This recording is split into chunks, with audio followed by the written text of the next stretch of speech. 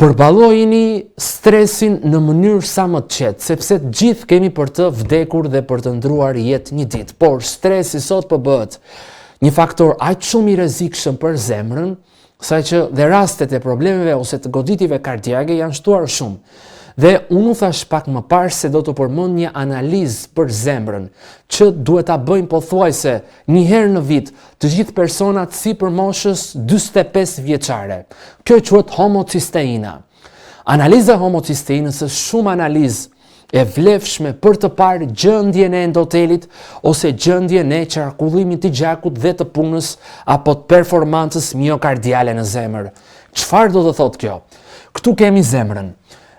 Nëse nivelet e homocysteinës janë të larta, ne mund të dyshojmë për një rrezik që enët e gjakut janë me kalcifikime, me metale të rënda, me toksina, me amina toksike, acide yndyrore me zinxhir të shkurtër, me amoniak, sepse dhe nëse konsumohet niveli i lartë i proteinës, shkencërisht me procese dhe me nocione biokimike ka bazë aminike dhe bazë karboksilike. Bazat aminike nëpërmjet deaminimit hepatik konvertojnë në amoniak.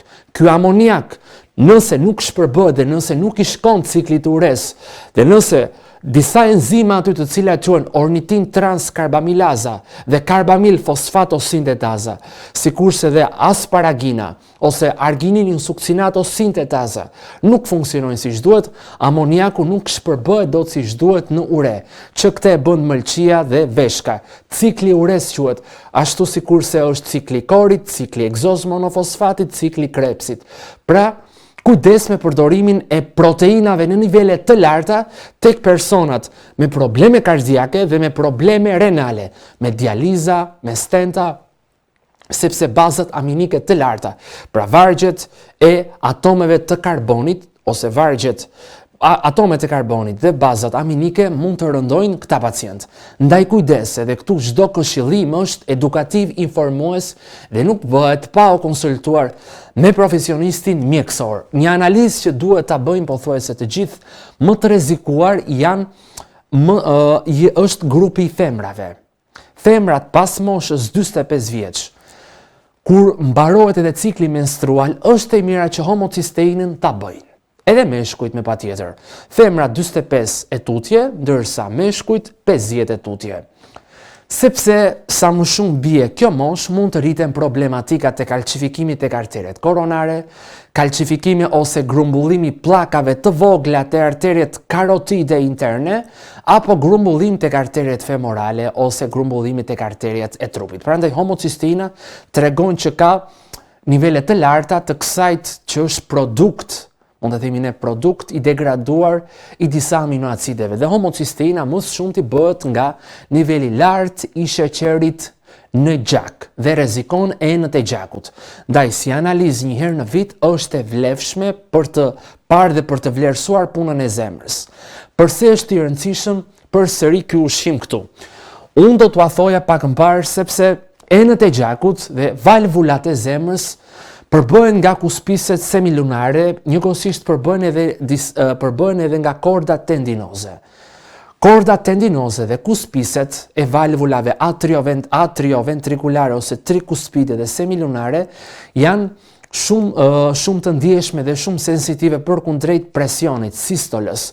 Sistol do të thot kurje, ndërsa diastol do të thot kur ka furnizim të barkusheve të zemrës me gjak. Të vim pak tek zemra.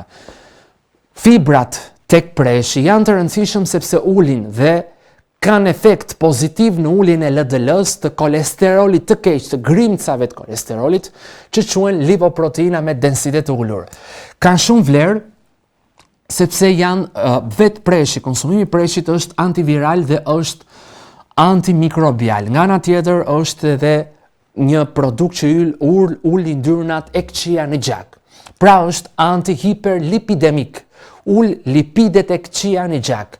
Jo ato të shëndetshmet, nuk e kemi fjalën për yndyrnat e të shëndetshme siç është kolesteroli, për grimcat e tij, për trigliceridet që kanë shkak sheqerin, toksinat, metalet e rënda që kanë shkak edhe uljen e baktereve të mira, disbiozën intestinale, uljen e funksionit të disa enzimave në mëlçi dhe në zorën e hollë.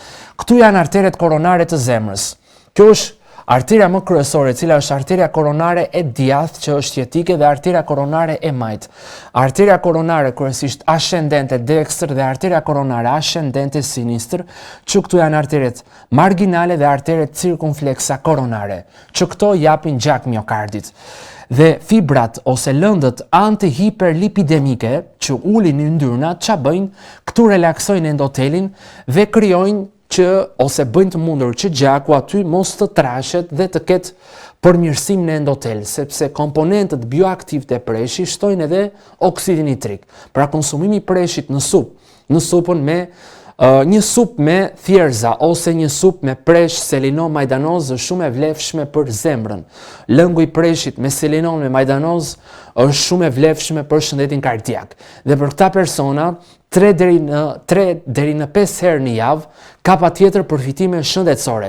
Doza e dur 50 deri në 70 gram në ditë, e bashkuar dhe me bim ose me perime të tjera, me selinon, me majdanozin, me repën, mund të bëhet mjaft mirë me thjerzat, me bathët, me fasulet, sepse këto krahas fibrave që kanë edhe nivele më të ulura të oksalateve. Pra, oksalatet janë acide organike, të cilat trupi ynë ka nevojë për ato, por nuk duhet kaluar doza.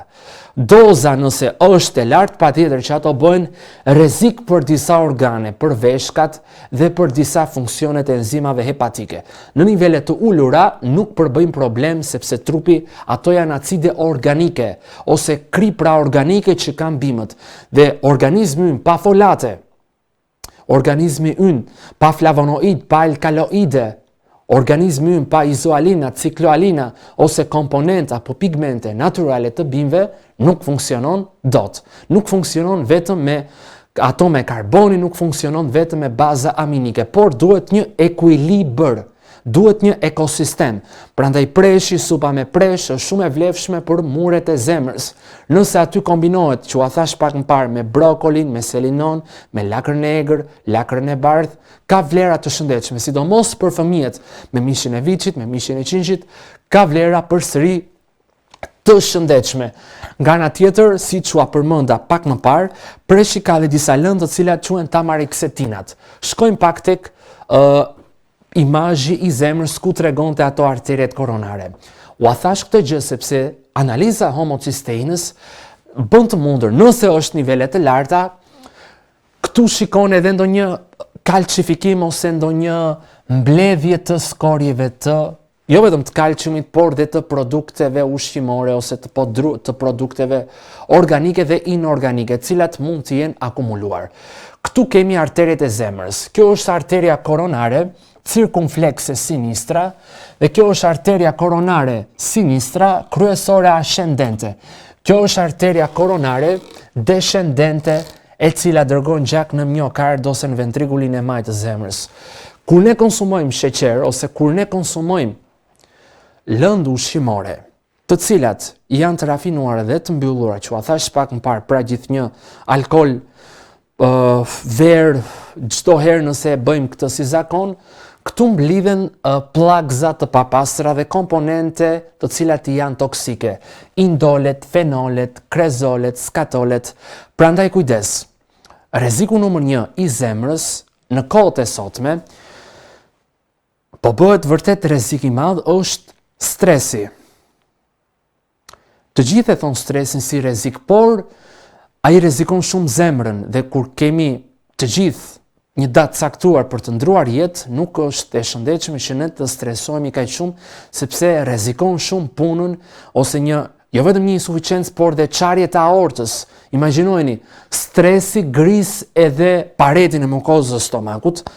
Pareti i mukozës së stomakut është i trash, por stresi shumë i lartë bën të mundur dhe ulçër gastrike. Imagjinojeni pastaj se çfarë ndodh me aortën, me arteret koronare, me arterien cirkumflexa. arteria circumflexa sinistra, e cila bën të mundur oksigjenimin e një pjesë e caktuar të anës së majtë të zemrës. Sikurse dhe arteria koronare, kjo është ascendentja, arteria koronare ascendente sinistër dhe arteria koronare descendente. Imagjinojeni se çfarë i bën këtyre arterieve stresi. Pagjumësia, mosbërja e aktivitetit fizik, sheqeri i rafinuar, nivele të tejskajshme, produktet si gluten, si majani, seshte, gjithnjë shkaktojnë një dozë të vogël të stresit oksidativ. Por këto lëndë ushqimore që unë ua përmenda kanë shumë vlera dhe kanë shumë benefite. Sepse preshi përmban ato lëndë që unë i përmenda, që ishin alil merkaptocisteinat, metilcistein sulfoksidet, propildisulfit, propiltresulfit, që luftojnë inflamacionin. Prandaj si sup i gatuar me ushqime të tjera për fëmijët, një luggjelle me lëngun e mishit do jetë shumë i vlefshëm. Për fëmijët në sup është shumë i vlefshëm. Për të rriturit në një dozë 50 deri në 70 gram 3 deri në 5 herë në javë është i shëndetshëm. Për ata njerëzit me probleme të dhjamosis së mëlçisë dhe të kapsllëkut në sup është i shëndetshëm. Lëngu i tij është antihiperlipidemik sepse ul yndyrnat e këqija në gjak, trigliceridet dhe LDL-n. I stabilizon ato dhe i kthen në një ekuilibër normal, është i shëndetshëm. Është i shëndetshëm nga ana tjetër sepse përmban fibra të tretshme, përmban disa flavonoid, kaenferolin, kaenferol glikozid, kaenferol galaktozid, tamareksetinat, kumarokuinikët, floretin ksiloglukozidët, të cilat to janë flavonoid, është i shëndetshëm. Personat që kanë gastrit kronik mund ta zgjenjë shumë, ose nëse nuk e tolerojnë, nuk mund ta përdorin.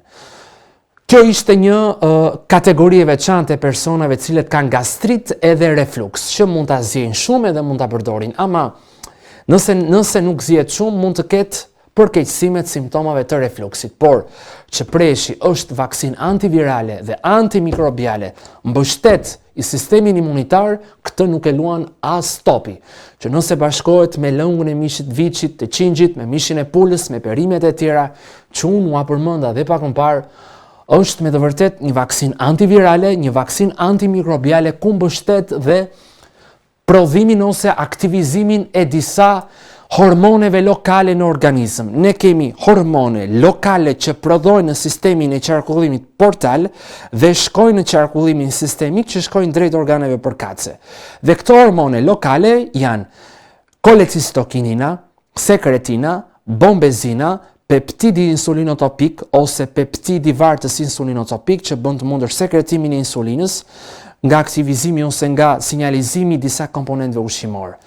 Pra komponentët e preshi përmirësojnë dhe tretjen nëse bëhet si lëng në sup ka shumë vlerë dhe përmirëson procesin e prodhimit të insulinës, që insulina prodhohet nga qelizat beta të pankreasit, ndërsa glukagoni që nxjerr molekulat e sheqerit nga mëlçia prodhohet nga qelizat alfa. Prandaj ky ushqim ose kjo vaksinë antivirale është me të vërtet një ilaç i tokës dhe një thesar që toka jon ka. Një ushqim i ekuilibruar me gjumjen e shëndetshme, me një stres të mirë menaxhuar, të ekuilibruar, sepse dhe unë nuk bëj dot pas stres. Dhe unë nuk jetoj dot pas stres, por kur kemi gjithë për të vdekur, atëherë ta menaxhojmë më mirë aktivitetin fizik, ushqimin, të mundemi sa më shumë organik me aq sa kemi në dorë dhe sa më larg produkteve ushqimore të përpunuara, të fabrikuara, të marketuara.